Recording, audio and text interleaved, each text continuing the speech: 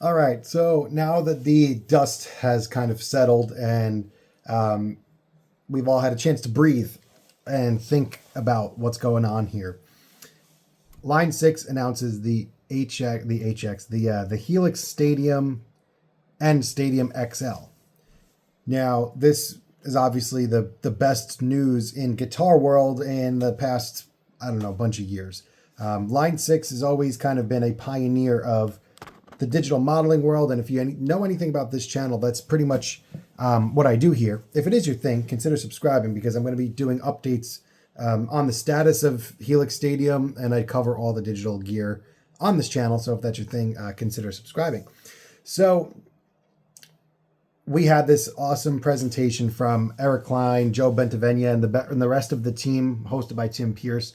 You all know that. It's been all over YouTube, but I wanted to take a minute to pull us back down to earth here, because this is very fun and exciting, and everybody's hooting and hollering about this thing and can't wait to try it.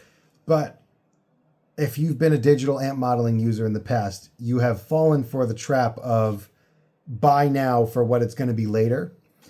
And I think that's something that we need to be a little bit cautious about, because there are some hints that I saw in the video, as well as a lot of concerns that I've been seeing in the community. So in this video, I wanted to just share some of the concerns that I've been reading about that others are having, concerns that I have, and some things I noticed that Eric Klein says in this video, in the live stream video about the Helix Stadium. So for starters, this is how he introduces the stadium. Bring on the next 10 years. Bring on the next 10 years.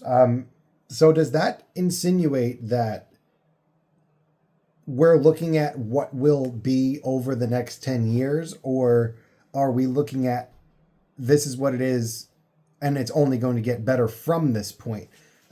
What's the unit going to be like when it ships? Because we don't know. It's not really talked about whether or not it hasn't really been talked about what this will be like at launch, what it will ship with, and what among these features will it actually have when it gets to your doorstep if you're among the first people to buy it. We've seen this with other companies. I mean, Quad Cortex being the largest offender, I think, with the plugin compatibility, things promised at launch that took them 4+ years to implement. Are we looking at 10 years of progress in this video, or are we looking at what's going to be there on day one? And even after this, Eric says another thing. Hang on. What we're comfortable divulging, some of what's to come, probably right on the cusp. Important disclaimer, we're going to be showing some of what's to come, probably right on the cusp of what we're comfortable divulging. Some of the stuff we're going to talk about, some of the stuff you're going to see won't be in 1.0. It may not be in 1.1. I had to Photoshop a bunch of stuff at the last second, like, oh crap, we can't show that yet. So don't look too closely. Just know that in the coming weeks and months, we're going to have a lot more to share, so just be patient. All right, here we go. So a very large degree of uncertainty in what we're looking at as far as what's going to be there. It did seem like it's like, hey, here's all the stuff we're confident in sharing. So that's something to be noted, that it does seem like this is all stuff that was confidently shared, and some stuff maybe that was on the fence of being confidently shared.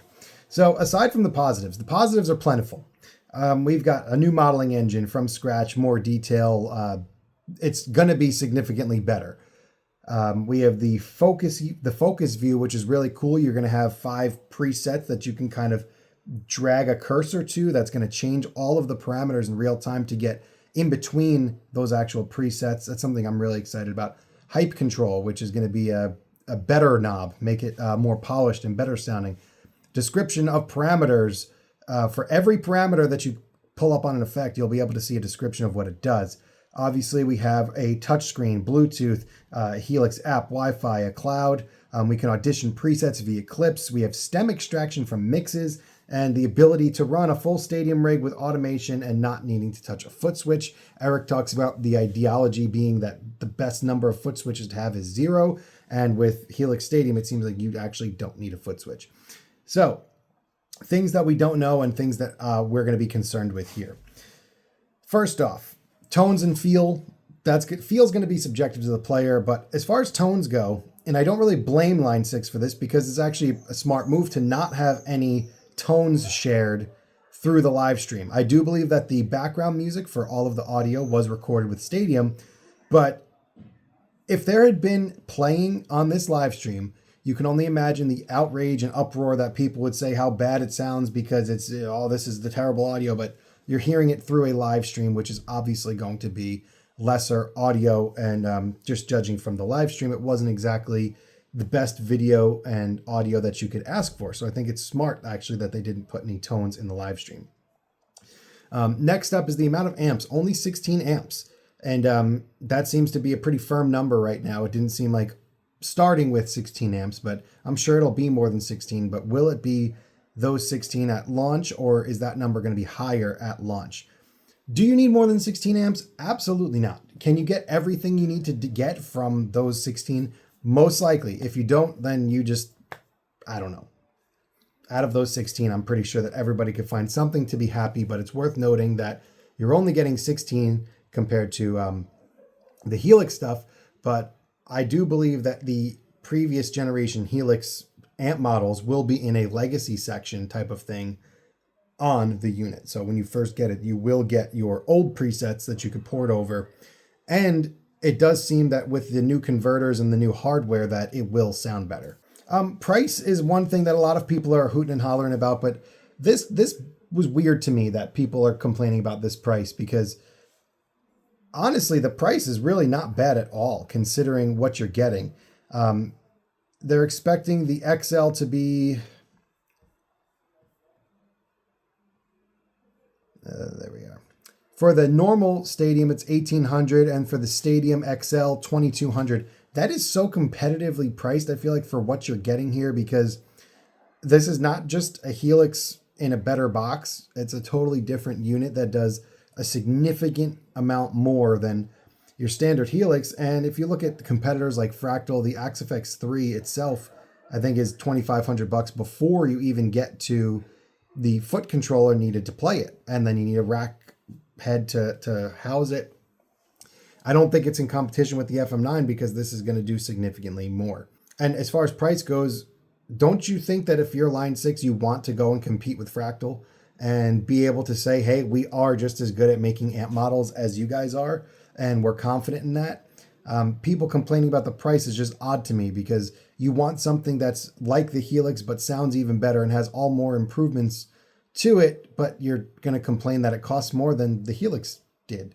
So that doesn't make sense. I think the prices are actually pretty fair and honestly less, because in the chat, if you watch the live stream, I don't know if you can rewatch the chat, but I was in the chat watching. Everybody was like, oh, this is going to cost $3,000. This is going to be over $3,000. Who's going to be able to afford this? And look at that. It's well under $3,000. And on that, being that Fractal is very specifically tailored towards the guitar player, a big concern that I'm seeing is that you're paying a lot of money for something that, is it for just a guitar player? Because the Stadium is like a full controller for everything. I mean, a lot of the pitch was not just about the amp and effect tones, which I think are going to be great no matter what. But a lot of the stuff maybe is too much if you're just a regular guitar player. So a concern that many people are having is, are they going to have access to the Agora amp models or to the new flavors of the Helix Stadium without needing or wanting to have all of the extra, I'm going to call it fluff in this scenario, but obviously it's more than just fluff. But if you're somebody that just wants to play guitar and have awesome sounds, is this too much for you? Because that's definitely something to consider. Like, would you rather have paid $1,500 for something that was just the Agora amp models in a awesome footprint with some upgraded hardware?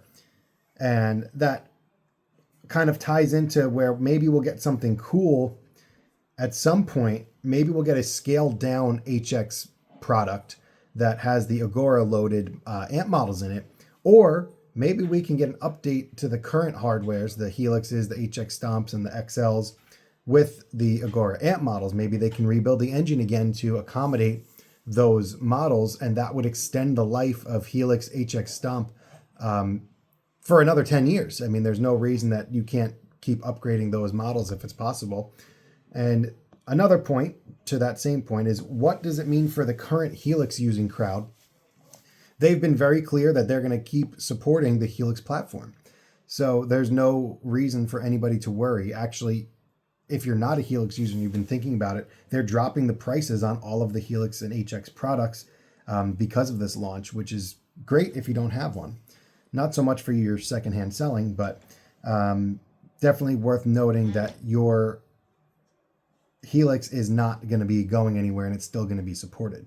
And one final concern here is that there was no rack version. And I think that this makes sense at first because there's an 8-inch touchscreen, fellas. Y'all wanted a touchscreen. You can't fit an 8-inch touchscreen on a rack mount unit. So that would mean an entire redesign of the screen. And I'm sure that that's way harder to do than it sounds, unless the rack mount is not touchscreen, which would be even more weird to me because rack mount, if anything, would be the best for a touchscreen because it's actually vertical next to you. So I think that's why we don't have a rack just yet. They probably need to redesign a new screen if they're even going to explore the rack version. Maybe they're not going to. I don't know. Maybe they're going to make everything iPad and you can just put an iPad up and do everything like this and eliminate the need for a rack mount system. I don't know. Let me know what you think of that as far as the rack guys go. And another main concern, which I feel like they do address if I go to the website, it does mention that it's got a ton more DSP.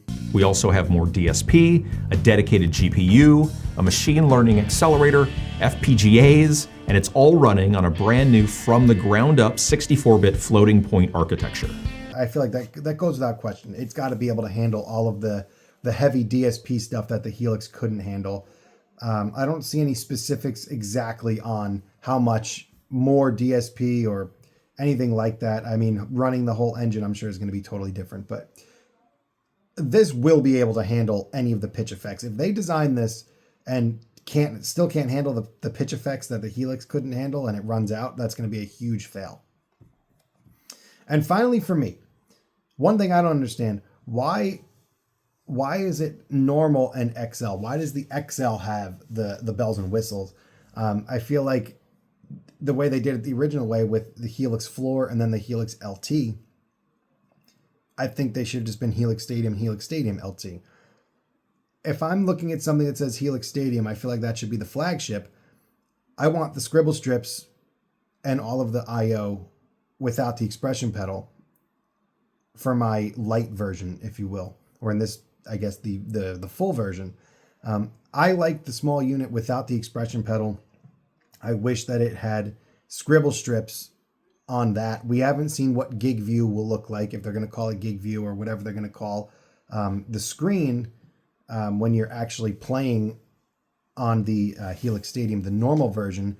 But that's definitely more my speed because I want a smaller unit. That's actually why I have Quad Cortex with me right now on tour in Europe right now, because it's a smaller footprint, easier to travel with, and I don't use an expression pedal. So I would prefer the smaller footprint, but I also want my scribble strips. So that's definitely something that is a concern there. So yeah, that's a look at the downer side of this launch and this announcement. Kind of just talking through all of the concerns that I'm reading about and having personally with the Helix Stadium. I think it's going to be an absolutely phenomenal unit for the next 10 years. I think it's going to be a complete life-changing type of unit. But again, all of these concerns in there are valid. And I think that in time, we're going to be getting answers to these questions. So maybe even from this video, I'll send it over to the guys over there and see what answers I can get, if they can give any. And maybe I'll get Eric back on the Soundstage podcast and we can talk about some of this stuff. So yeah, let me know what your thoughts are on the Helix Stadium below. And if you made it this far in the video, thanks for watching. I'll see you in the next one.